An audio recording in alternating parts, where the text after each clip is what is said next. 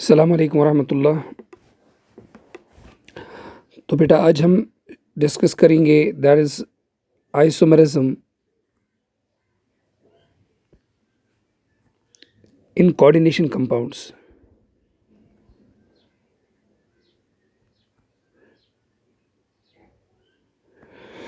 Isomerism in what? Coordination compounds. तो इसमें सबसे पहले जो है वो हमको ये देखना पड़ेगा कि आइसोमर किन को कहते हैं।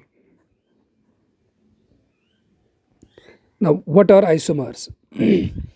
आइसोमर जो है वो दो या दो से ज़्यादा ऐसे कंपाउंड्स जिनका जो केमिकल फॉर्मूला होगा वो सेम होगा, सेम केमिकल फॉर्मूला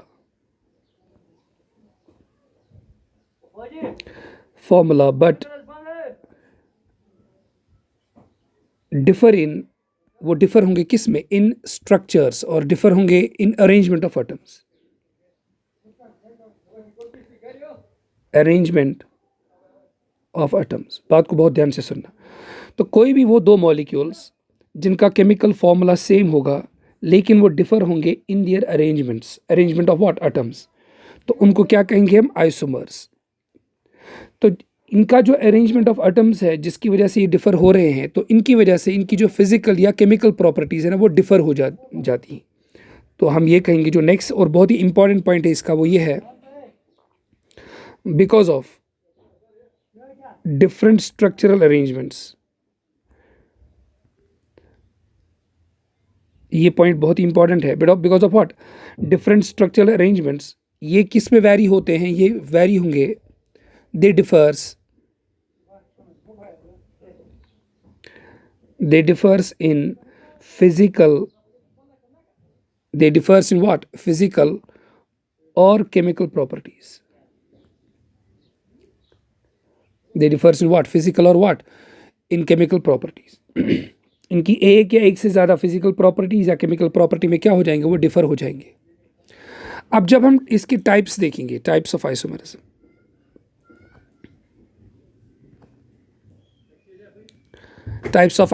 जब हम देखेंगे तो इसके दो आइसोमर्स, दो टाइप्स है इसके। ठीक, एक जो आइसोमरिज्म है इनका, that is actually stereo isomerism. Stereo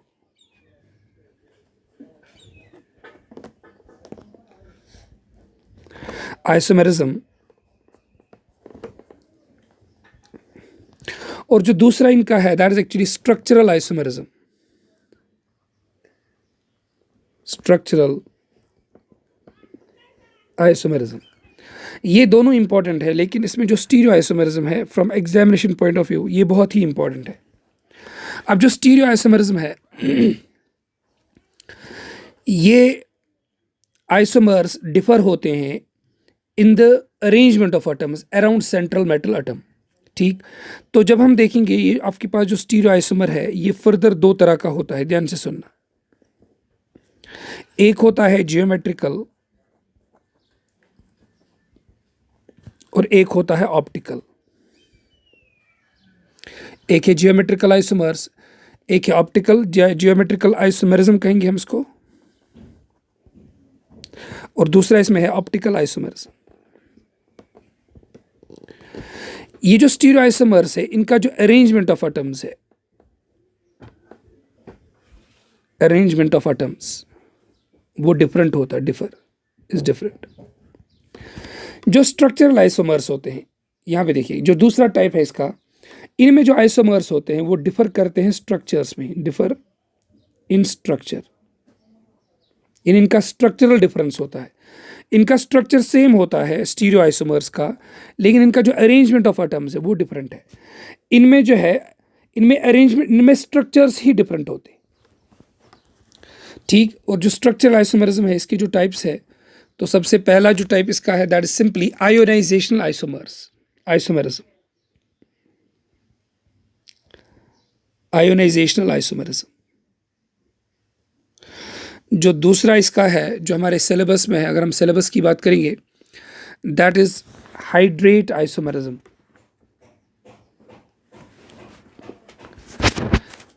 hydrate isomerism. Hydrate isomerism को सॉल्वेट आइसोमरिज्म भी कहते हैं, सॉल्वेट आइसोमरिज्म। जो थर्ड है दैट इज आयोनाइजेशनल हो गया, हाइड्रेट हो गया, that is linkage isomerism.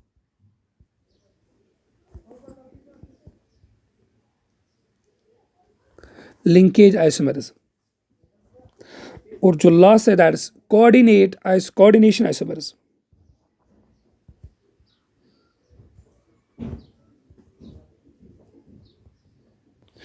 Coordination isomerism. ठीक, तो आइसोमर क्या होता है ये हमने डिस्कस किया, जिनके केमिकल फॉर्मूला सेम होंगे लेकिन वो डिफर होंगे अरेंजमेंट ऑफ एटम्स में। Because of the difference in the arrangement of atoms structure, because of the different structures, structural arrangement, इनकी जो फिजिकल या केमिकल प्रॉपर्टी वो इसमें डिफर होते हैं। जब हम टाइप्स ऑफ आइसोमरिज्म देखेंगे, जब हम टाइप्स ऑफ आइसोमरिज्म देखेंगे तो ये दो तरह का होता है, एक है स्टीरियो आइसोमरिज्म और एक है स्ट्रक्चरल। स्ट्रक्चरल में याद रखिएगा कि दो आइसोमर्स जो होते हैं इसमें, या दो से ज़्यादा आइसोमर्स जो होंगे, इनके स्ट्रक्चर्स ही डिफरेंट होंगे, so differ in the structure shortest way. और स्टीरियो आइसोमर में इनके स्ट्रक्चर्स भी डिफरेंट होंगे, लेकिन इनमें जो डिफरेंस होती है वो अरेंजमेंट ऑफ एटम्स में होती है। स्ट्रक्चर ऑलमोस्ट सेम होगा लेकिन जो arrangement of atom around central metal atom होगा वो डिफरेंट होगा।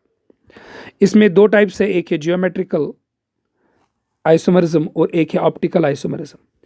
अब इसकी जो टाइप्स है, एक है आयोनाइजेशन, एक है हाइड्रेट, एक है लिंकेज और एक है कोऑर्डिनेट आइसोमर। ठीक, अब देखिएगा सबसे पहले हम इसमें डिस्कस करेंगे that is stereo isomerism.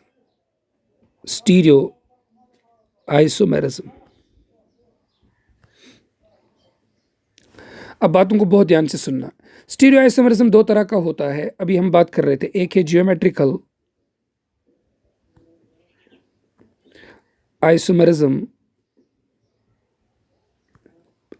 And optical isomerism. तो ये दो को हमको साथ साथ पढ़ना है। ठीक, तो कंडीशंस को बहुत अच्छे से समझने की कोशिश करनी है हमको। अब सुनिएगा अच्छे से। अब हम बात करेंगे पहले जियोमेट्रिकल आइसोमरिज्म की। जो बात मैं बता रहा हूँ बहुत ध्यान से सुनना उसको, जियोमेट्रिकल आइसोमरिज्म। अब जियोमेट्रिकल आइसोमरिज्म किन में पॉसिबल है, बात को ध्यान दीजिएगा। अगर आपके पास कोई भी कम्प्लेक्स है, अगर आपके पास कोई भी कम्प्लेक्स है, ठीक, वो कम्प्लेक्स जो आपके पास है उसका जो कोऑर्डिनेशन नंबर है, if it is 2, if it is 3 या इफ़ इट इज़ 4, लेकिन 4 में आपके पास है टेट्राहाइड्रल मॉलिक्यूल, सो हम ये लिखेंगे do not show geometrical isomerism. ये जी को शो नहीं करती। बात को बहुत ध्यान से सुनना। अगर कोई भी मॉलिक्यूल आपके पास है जिसका कोऑर्डिनेशन नंबर 2 है, 4 है या 6 है, और 2 है, 3 है या 4 है, 4 लेकिन होना, 4 के दो फॉर्म्स होते हैं, वो आपने पढ़ा है। 4 या तो होगा स्क्वायर प्लेनर या तो होगा टेट्राहाइड्रल, लेकिन हम बात यहाँ पे कर रहे हैं टेट्राहाइड्रल की, तो ये कभी भी जी को शो नहीं करेगा। दूसरी बात, अगर आपके पास कोई मॉलिक्यूल है और वो मॉलिक्यूल है होमोलेप्टिक। होमोलेप्टिक का मतलब कि all ligands are same, all ligands are of same type, same, all ligands are same, एक ही तरह के लिगेंड्स है। एग्जाम्पल हम दे रहे, फॉर एग्जाम्पल आपके पास है M, L आपके पास है 4 और आपके पास है M, this is L6। L जो है वो सभी एक ही तरह के, like this is plus minus, this is N times plus minus. तो इस तरह के लिगेंड्स को जब सभी एक ही तरह के लिगेंड्स होंगे, जैसे सभी वाटर है, NH3 है, तो इनको कहते हैं होमोलेप्टिक। तो ये भी जी को शो नहीं करते। ये पॉइंट ज़्यादा अहम है एग्जामिनेशन पॉइंट ऑफ व्यू से, क्योंकि अक्सर क्वेश्चंस ऐसे भी आते हैं कि वो कहता है कि इनमें से कौन सा मॉलिक्यूल जी शो नहीं करता। तो हमको पता होना चाहिए कि कोई भी मॉलिक्यूल विद कोऑर्डिनेशन नंबर 2, 3 और 4, लेकिन 4 में कौन सा, टेट्राहाइड्रल। दूसरी बात, अगर कोई भी मॉलिक्यूल आपके पास है होमोलेप्टिक है, जिसमें सभी लिगेंड सेम होंगे, तो वो कभी भी जी को शो नहीं करेगा। ठीक, अब जो तीसरी और बहुत ही अहम बात है जी में, दैट इज, अब ये शो कौन करेगा, हम लिखेंगे। जो पहली बात है, कम्प्लेक्सेस, जो आपके पास कम्प्लेक्स होगा विद कोऑर्डिनेशन नंबर 4, लेकिन वो होगा स्क्वायर प्लेनर। वो क्या होगा, स्क्वायर प्लेनर होगा। और कोऑर्डिनेशन नंबर 6, मीन्स ऑक्टाहेड्रल होता है। ये दो मॉलिक्यूल्स जो है, ये दो मॉलिक्यूल्स शो कर सकते हैं जीआई को, कैन शो जीआई। अब मैंने कैन शो जीआई क्यों लिखा, क्योंकि हो सकता है कि आपके पास कोऑर्डिनेशन नंबर 4 हो लेकिन वो होमोलेप्टिक हो, तो ये भी कभी जियोमेट्रिकल आइसोमरिज्म शो नहीं करेगा। तो पहला वो मॉलिक्यूल जो जीआई को शो करेगा वो होगा कोऑर्डिनेशन नंबर 4 का, और वो होना चाहिए खुद स्क्वायर प्लेनर। एक बात आप लर्न करना अच्छे से, किसी भी मॉलिक्यूल में अगर आपको ये देखना है कि क्या ये जीआई शो करेगा या नहीं करेगा, इसमें एक चीज बड़ी आपको ध्यान देनी है, दैट इज ट्रांसपोजिशंस। और उसमें आप देखेंगे डिफरेंट एंगल्स, ये बात को बहुत ध्यान से सुनना, डिफरेंट एंगल्स। इन्हें जिस मॉलिक्यूल में ट्रांसपोजिशन होगी, या आप ऐसा सोचो जिस मॉलिक्यूल में आप एक ही मॉलिक्यूल में डिफरेंट एंगल्स पॉसिबल है, ठीक, तो यहां पे जीआई एग्जिस्ट हो सकता है। अब हम बात करेंगे जीआई की, किन में जो जिनका कोऑर्डिनेशन नंबर क्या होगा, 4 होगा। तो हम पहला केस फर्स्ट डिस्कस करेंगे। Case first, geometrical isomerism in square planar complexes. In square planar complexes, जिसको हम दूसरे लफ्जों में कह सकते हैं जिनका कोऑर्डिनेशन नंबर 4 होगा। तो कोई भी वो मॉलिक्यूल जिसका कोऑर्डिनेशन नंबर 4 होगा, वो जीआई और स्क्वायर प्लेनर होगा, ये जीआई को शो कर सकता है, प्रोवाइडेड ये होमोलेप्टिक ना हो, ठीक। और भी हमको कंडीशंस देखनी है। अब सबसे पहले हम जब स्क्वायर प्लेनर की हम बात करेंगे, तो ये मॉलिक्यूल होता कैसे है, आपके पास है एम, और इसके 4 यहाँ से कोऑर्डिनेट बॉन्ड्स होंगे, ठीक। और यहाँ पे for example this is a, let this is, आपके पास जो लिगेंड्स होंगे, लेट दिस इज पोजीशन, ऐसा लिखेंगे इसमें, let this is position 1, this is 2, this is 3 and this is 4, ठीक है। तो ये तो इसका स्ट्रक्चर हो गया, लेकिन अगर आप इसकी जियोमेट्री बनाओगे, इनके जो टर्मिनल पॉइंट्स हैं इनको जोड़ना है, तो ये बनेगा यहाँ पे स्क्वायर प्लेनर। इनकी पोजीशंस को बहुत अच्छे से मार्क करिए आप। देखिएगा ये जो पोजीशन 1 है, इसमें 2 तरह के एंगल्स है, बॉन्ड एंगल्स की हम बात करेंगे।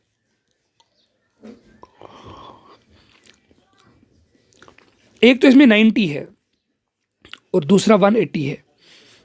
अगर आप 1 और 3 को देखोगे ये 90 है, 3 और 4 को देखोगे ये 90 है, 4 और 2 को देखोगे ये 90 है, और 1 और 2 को देखोगे ये 90 है। तो इसमें 90 के 4 एंगल्स हैं। और अगर आप 180 को देखोगे, 1 और जो 4 है आपस में, 1 और 4 जो है वो 180 है, और 2 और 3 जो है ये भी 180 है। तो मीन्स आपको एक ही मॉलिक्यूल में 2 तरह के बॉन्ड्स मिल रहे, एक है 90 और एक है 180, ठीक। तो ये जो 90 वाली पोजीशंस होती है, 1 3 3 4 4 2 1 2, इनको कहते हैं सिस पोजीशंस। और जो 180 वाली पोजीशंस है इनको कहते हैं ट्रांस पोजीशंस, ठीक। तो यहां से जरा कंडीशंस को आप समझिएगा अच्छे से। अब हम केसेस को एक एक करके ले रहे हैं। फॉर एग्जांपल हमने पहला केस लिया, इसकी पॉसिबल केसेस हम देखेंगे, जियोमेट्रिकल आइसोमेरिज्म की जो पॉसिबल केस है विद कोऑर्डिनेशन नंबर 4। ध्यान से सुनना। पहला मॉलिक्यूल आपके पास होगा MA4, मीन जब चारों के 4 सिमिलर होंगे। दूसरा जो पॉसिबल है दैट इज MA3B, मीन्स आपने 3 एक तरह के लिए और एक को क्या किया, चेंज किया, n times plus minus, n times plus minus. अभी हमको पता नहीं इसके ऊपर प्लस या माइनस है। उसके बाद जो नेक्स्ट है दैट इज MA2B2, ये एक और पॉसिबिलिटी है। जो नेक्स्ट पॉसिबिलिटी है दैट इज MA2BC, यानी आपने B को ही चेंज किया, जो B एक ही तरह के उसको अलग अलग कर दिया। और जो लास्ट आपके पास है पॉसिबल दैट इज MABCD।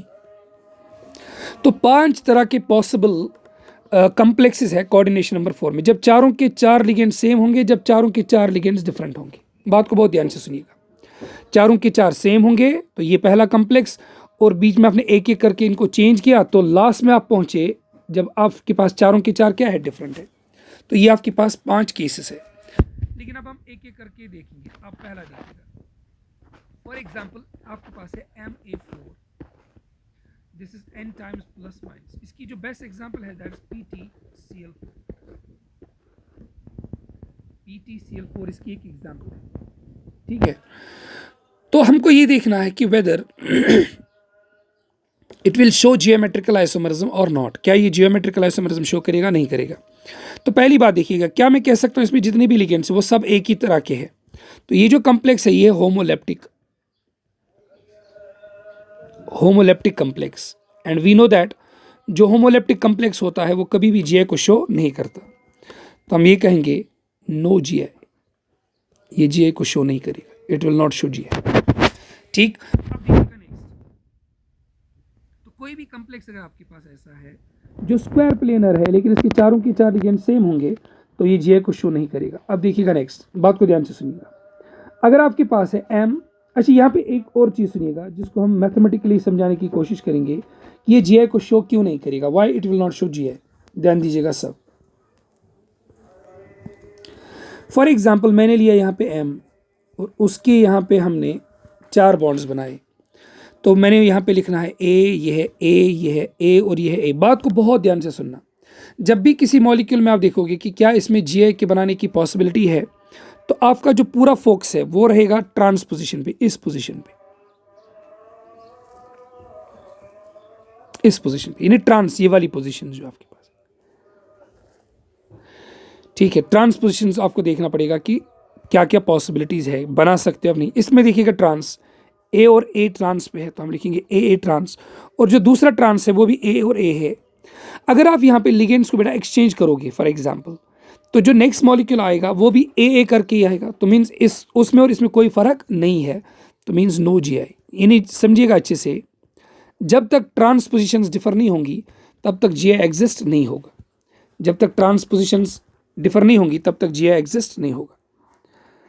ठीक, अब देखिएगा दूसरी एग्जांपल, दैट्स MA3B, ये दूसरी एग्जांपल है। अब देखिए फॉर एग्जांपल हमने लिया M, ये बीच में M ही है और यहाँ पे हमने डाला A, this is A, this is A और दिस इज B। अब अगर आप ध्यान दोगे ये हेटेरोलेप्टिक है, ये हेटेरोलेप्टिक है, ये स्क्वायर प्लेनर है, तो जितनी कंडीशन जीआई को शो करने की है अभी तक फिलहाल सब आ रही है। लेकिन जो एक और बहुत ही इंपॉर्टेंट कंडीशन है, तो 3 कंडीशंस को आप याद रखिएगा, हेटेरोलेप्टिक होना चाहिए, स्क्वायर प्लेनर होना चाहिए विद कोऑर्डिनेशन नंबर 4, और जो लास्ट है इनकी जो ट्रांसपोजिशंस है वो डिफरेंट आनी चाहिए इन डिफरेंट मॉलिक्यूल्स, तब जाके वो आइसोमर्स होंगे। अब देखिएगा फॉर एग्जांपल मैंने एक और मॉलिक्यूल बनाया, आप लिगेंड्स को एक्सचेंज करिए, हमने ए रखा है यहाँ पे, बी को लिया ऊपर, ए को लिया नीचे। अब देखिएगा ट्रांस जो पोजिशंस है, ट्रांस की जो पोजीशन है यहाँ पे ए और बी, ये वाली पोजीशन, ये ए बी है ट्रांस, और यहाँ पे देखिए ये जो ए और ए है ये है ट्रांस। अब देखिएगा यहाँ पे ए और ए ट्रांस, यहाँ पे ए और बी ट्रांस, तो अगर आप गौर करोगे तो ए और ए आ चुका है, ये यहाँ पे भी है और यहाँ पे भी है, ए बी ट्रांस वो भी आ चुका है, तो मीन्स ये जो 2 मॉलिक्यूल्स है ये आइडेंटिकल है, आइडेंटिकल है, ये आइसोमर्स नहीं है। क्यों? क्योंकि इनका जो अरेंजमेंट, जब तक अरेंजमेंट डिफर नहीं होगा तब तक जीआई पॉसिबल नहीं है, इनमें आप अरेंजमेंट कभी डिफर कर ही नहीं सकते। आई बात समझ? क्यों? क्योंकि इसमें जब भी जितनी भी चेंज करोगे आपको आइडेंटिकल मॉलिक्यूल ही मिलेंगे। आप ट्रांसपोजिशन से बहुत अच्छे से देख सकते हैं उसको। ठीक, अब देखिएगा आगे नेक्स्ट मॉलिक्यूल जो हम लेंगे जो बहुत ही इंपॉर्टेंट है, इसको मार्क करके रखना, जो थर्ड एग्जाम्पल है हमारी, दैट्स MA2B2, MA2B2, इसको लिखिएगा PtCl2NH3 ट्वाइस। ये बहुत ही इंपॉर्टेंट एग्जाम्पल है। ठीक, अब ये जो हमारे पास एग्जाम्पल है इसकी, दैट्स PtCl2NH3 ट्वाइस। ठीक, ये टेक्स्ट बेस्ड भी है और इम्पॉर्टेंट भी है। अब मेरी बात को बेटा ध्यान से सुनिए, हमने यहाँ पे एक मॉलिक्यूल लिया, हमने फॉर एग्जांपल यहाँ पे लिया ए, यहाँ पे लिया बी। बात को ध्यान दीजिए, मैंने यहाँ पे ए लिया, यहाँ पे बी लिया और ए बी को एक्सचेंज किया, क्योंकि अगर आप ए को एक्सचेंज करोगे तो उससे कोई फर्क नहीं पड़ेगा, या बी को एक्सचेंज करोगे उससे कोई फर्क नहीं पड़ेगा, तो हमने ए बी को एक्सचेंज करना है जो डिफरेंट है। तो मैंने यहाँ पे लिखा बी और यहाँ पे लिखा ए। ठीक, अब जरा गौर से देखिए, इसमें देखिएगा इसकी जो ट्रांस पोजीशन है, ट्रांस की जो पोजीशन है वो ए बी है, इसकी जो ट्रांस की पोजीशन है वो भी ए बी है। देखिए नेक्स्ट, यहाँ पे ट्रांस देखिएगा, यहाँ पे ट्रांस ए है, यहाँ पे ट्रांस बी है। तो क्या ये ए बी और ए और बी सेम है, डिफरेंट है? अब ये दो डिफरेंट है, तो इसका मतलब ये है if this is structure first and if this is structure second, तो ये स्ट्रक्चर फर्स्ट और सेकंड आइडेंटिकल नहीं है, ये आइसोमर्स है, क्योंकि इनमें जो अरेंजमेंट ऑफ एटम्स है वो डिफरेंट आ रहा है, इनकी ट्रांसपोजिशंस डिफरेंट आ रही। ठीक, सिस से आप कभी देख नहीं सकते, सिस जो होता है वो 90 पोजीशन पे है, वो ऑलवेज आइडेंटिकली होता है। ठीक है, अब देखिएगा ये आपस में क्या है, आइसोमर्स है। ठीक है बेटा, अब तीसरा कोई अरेंजमेंट आप सोचिए तो कभी पॉसिबल नहीं होगा, लेकिन यहाँ पे मैं एक और मेथड से आपको बता रहा हूँ, उसको ज़रा गौर से देखिएगा, कोऑर्डिनेशन 6 हमको ये हेल्प करेगा। अब देखिएगा इसमें हमारे पास जो आइसोमर्स है, जो आपके पास लिगेंड्स है वो 4 है, ए बी और बी। आप ये देखो कि आप इसके कितने ट्रांस बना सकते हो, ट्रांस की पॉसिबिलिटीज़ क्या क्या है। एक ट्रांस हम रख सकते हैं ए और बी, ये एक पॉसिबिलिटी होगी। दूसरा हम रखेंगे ए बी और ए बी, दूसरी ट्रांसपोजिशन है ए बी और ए बी। तीसरा आप कभी कोई बना ही नहीं सकते, क्योंकि आप जो भी आप बनाओगे वो इन दो के ही आइडेंटिकल आएगा। तो इसका मतलब ये है कि ये दो आइसोमर्स शो करेगा, it will show two geometrical isomers, two geometrical isomers. और एक चीज बहुत ही अहम जो है, जब आपके पास similar groups are present at 90 to each other, ठीक है, इनको कहते हैं सिस। और अगर आपके पास सिमिलर ग्रुप्स है प्रेजेंट टू ईच अदर 180, अगर सिमिलर ग्रुप्स 180 है टू ईच अदर, उसको कहते हैं ट्रांस। अब देखिएगा यहां पे देखिएगा जो ए और ए है, जो ए और ए है, ये ए और ए जो है they are 90 to each other, तो ये जो आइसोमर है दैट इज सिस आइसोमर। यहाँ पे जो सिमिलर है ए और a they are 180 to each other, इसको क्या कहेंगे, ट्रांस कहेंगे। ठीक, तो ये वाला सिस हो गया और ये क्या हो गया, ट्रांस हो गया। देखिए अगर फॉर एग्जाम्पल जो हमने एग्जाम्पल दी थी दैट्स PT NH3 2ICl2, इसका अगर हम लिखेंगे इसका सिस और ट्रांस, फॉर एग्जाम्पल आपने Cl रखा 90 टू ईच अदर, तो NH3 को भी रखना पड़ेगा 90 टू ईच अदर, इसको कहते हैं सिस आइसोमर। अब ये जो PT है, अगर मैंने यहाँ पे रखा Cl और यहाँ पे रखा मैंने NH3, यहाँ पे रखा मैंने Cl और यहाँ पे मैंने रखा NH3, तो यहाँ पे जो सिमिलर ग्रुप्स है they are opposite each other, इसको क्या कहेंगे, ट्रांस। इसको कहते हैं, सिस का जो कॉमन नाम है सिस प्लेटिन, ये एंटी कैंसर ड्रग है, इसको लिख के रखना, मार्क करके रखना, ये ट्रांस आइसोमर इसका, और ये आपके पास सिस आइसोमर है। ठीक है, तो आप ये खुद ही समझ सकते हो कि किसको आप सिस कहोगे और किसको आप क्या कहोगे, ट्रांस कहोगे। तो ये इस तरह का कॉम्प्लेक्स जो वो GI को शो करता है, क्यों, क्योंकि होमोलेप्टिक, देखो इसमें 3 चीजें हैं, एक तो ये हेटेरोलेप्टिक है, दूसरा स्क्वायर प्लेनर है, और तीसरा इसमें जो ट्रांसपोजिशन है वो डिफर आ रही है, डिफरेंट मॉलिक्यूल्स में ट्रांसपोजिशन जो है ना वो डिफर हो रही है। अब जो नेक्स्ट एग्जाम्पल है इसकी, फोर्थ जो एग्जाम्पल है दैट्स M, वेट, ओके, जो इससे पहले एग्जाम्पल आई थी इसको हम देखेंगे, या इससे पहले ये वाली एग्जाम्पल हम देंगे। This is first, this is second,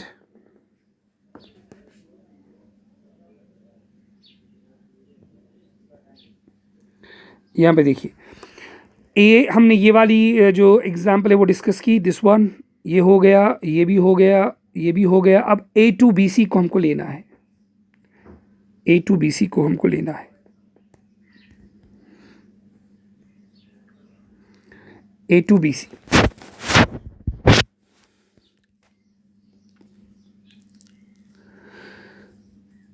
MA2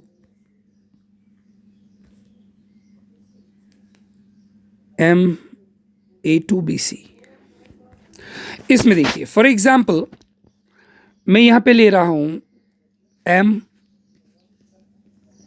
बेटा ध्यान दीजिए, ये है आपके पास AA, this is B and C।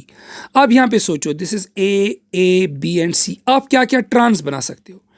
एक ट्रांस हम बना सकते हैं, आई जस्ट रब इट, पहले हम रब करेंगे इसको, रब किया हमने इसको, तो अब देखिएगा ट्रांस आप क्या क्या बना सकते हो? You can make a trans. जब ए ट्रांस हो गया तो खुद से बी सी भी हो गया। लेकिन जो दूसरा है आप ए बी बना सकते हो, ए सी बना सकते हो, ये दूसरा है। तीसरा आप कोई बना नहीं सकते, उसके बाद आप फिर से ए सी ए बी तो रिपीट हो जाएगा। तो मीन्स इसमें आप पहला जो बना सकते हो दैट्स ए ट्रांस, तो ए ट्रांस बी सी खुद ही हो गया ट्रांस। और दूसरा जो बनेगा दैट्स आपके पास है ए बी ट्रांस। अगर ए बी ट्रांस है तो ये बनेगा ए सी। अब देखिएगा यहाँ पे जब आपके पास ए बी तो इसके दो जी, इसके भी कितने जी आई बनेंगे? इसके दो जी आई बनेंगे, 2 जी आई। जियोमेट्रिकल आइसोमरिज्म्स के दो बनेंगे। अब सुनिएगा अच्छे से, जब सिमिलर ग्रुप्स होंगे 180 टू ईच अदर, इसको क्या कहोगे आप? ट्रांस। जब सिमिलर ग्रुप्स होंगे 90 टू ईच अदर, इसको क्या कहेंगे हम? सिस कहेंगे। तो इसका एक बनेगा सिस और एक क्या बनेगा? इसका ट्रांस बनेगा। तो दो तरह के जी आई इसकी पॉसिबल है। इसकी जो एग्जाम्पल है that's P T NH3 ClBr, PT NH3 this is ClBr। ठीक है,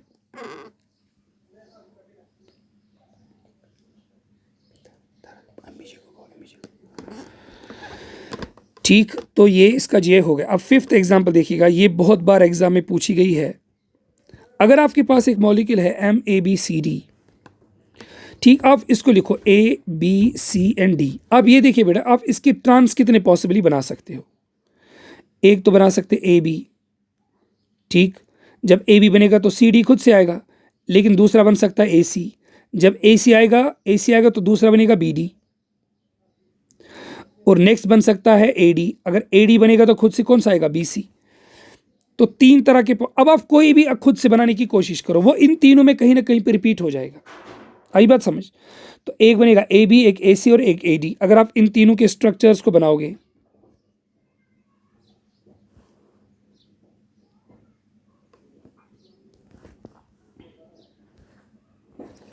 इन तीनों के स्ट्रक्चर्स को अगर हम बनाएंगे, ध्यान दीजिए। फॉर एग्जांपल मैंने लिया A, दिस इज AB, पहला ट्रांस ही पहले बनाएंगे हम, AC, उसके बाद AD, यानी ये भी बना, ये भी बना, ये भी बना। उसके बाद जो नेक्स्ट आपके पास है, जब आपके पास AB आया तो दूसरी तरफ आपको डालना पड़ेगा CD। अब आपकी मर्जी है, C नीचे लिखो ऊपर लिखो, उससे कोई फर्क हमको नहीं पड़ता। जैसे नेक्स्ट है AC की जगह यहाँ पे हम लिखेंगे B और यहाँ पे क्या लिखेंगे? D। जब आपने AD लिखा तो यहाँ पे क्या लिखा? B, यहाँ पे क्या लिखा? C। तो इसका मतलब ये है कि अगर this is structure first, this is structure second and this is structure third, तो इसमें कितने GI होंगे? तो हम लिखेंगे 3 GI और पॉसिबल। इसमें कितनी GI पॉसिबल है? 3 GI पॉसिबल है, ठीक। लेकिन इसमें एक पॉइंट आपको लर्न करना पड़ेगा, ध्यान दीजिए। इसमें आप सिस और ट्रांस असल में नहीं कह सकते, क्योंकि सिस और ट्रांस जब है वो सिमिलर लिगेंड्स की पोजीशन पे हम देखते हैं कि if they are on the same side और ऑन द अपोजिट साइड। लेकिन यहाँ पे तो ऐसा कुछ है नहीं। यहाँ पे तो मतलब कोई लिगेंड किसी के साथ मैच नहीं करता। तो अब हमको करना क्या पड़ेगा इसमें? ध्यान दीजिए, हम यहाँ पे सिलेक्ट करेंगे, ध्यान से सुनना, सिलेक्ट एनी 2 लिगेंड्स, कोई भी 2 लिगेंड्स को आप सिलेक्ट करो, ठीक। फॉर एग्जांपल हमने पहले केस में, अब 3 आपके पास कॉम्प्लेक्सेस है, दिस इज फर्स्ट, 3 कॉम्प्लेक्स आपके पास, फर्स्ट है, सेकेंड है और थर्ड है। फॉर एग्जांपल हमने सिलेक्ट किया A और B लिगेंड को। अब देखिएगा पहले कॉम्प्लेक्स में A और B जो है they are trans to each other, तो हम लिखेंगे फर्स्ट में ट्रांस है। दूसरे में देखिएगा A और B जो आपके पास है वो सिस में है, तो हम लिखेंगे सिस। नेक्स्ट थर्ड में देखिएगा A और B क्या है? सिस में है। हमने लिया सपोज A और C लिया हमने, पहले में देखिएगा A और C सिस, उसके बाद देखिएगा A और C ट्रांस, उसके बाद देखिएगा A और C फिर से सिस।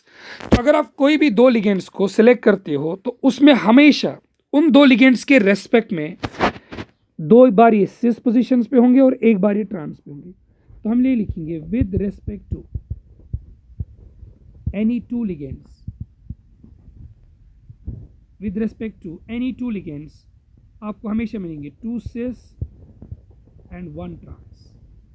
तो मिला के टोटल तो इसकी 3 ही बनेंगे, इसके 3 जे बनेंगे, लेकिन 2 लिगेंड्स के रेस्पेक्ट में हमेशा 2 सिस होंगे और एक क्या होगा? ट्रांस होगा, ठीक। तो यहाँ पे जो square planar complex with coordination number 4 है, ये यहाँ पे कंप्लीट हो जाता है। तो जो नीट का सिलेबस है, नीट के सिलेबस में आपके पास कोई बाइडेंटेड लिगेंड की कोई पॉसिबिलिटी नहीं है इसमें। तो ये आपको ये समझना है इसमें कि दैट ये हमारे लिए बहुत ही काफ़ी है। अगर एग्ज़ाम में क्वेश्चन उसने पूछा भी तो इन्हीं केसेस में से कोई एग्जाम्पल वो दे सकता है हमको, ठीक है। तो यहाँ पे हम एक नोट बना के रखेंगे, आप इतना लिख के रखिएगा, स्क्वायर प्लेनर कॉम्प्लेक्स, इसको याद रखिएगा, फिर हम आगे देखेंगे ऐसा क्यों है। Do not show optical isomerism.